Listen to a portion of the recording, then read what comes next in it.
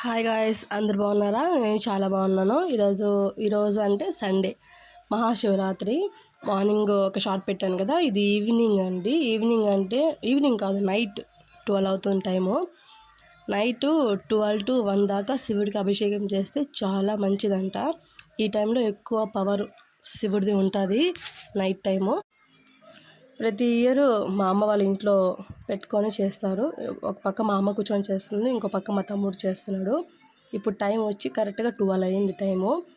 వాడు తనిగా చేస్తున్నాడు. First butter ఉంటుంది కదా, ఈసారి ఏమంటే స్పెషల్గా బటర్, ఇది కనిపిస్తుంది అక్కడ ఎల్లోగా, బటర్ని బాగా కరగబెట్టి, వాటి సిలికాన్ ట్యూబ్స్ ఉంటాయి, అమెజాన్లో తీసుకున్నాడు మా తమ్ముడు. కరగబెట్టి దాంట్లో పోసేసి బాగా లబ్బరేసేసి కొంచెంసేపు బట్టే ఫ్రిడ్జ్లో పెట్టేస్తే అచ్చు ఉంటుంది కదా, శివుడు అచ్చు అలా వచ్చేసింది.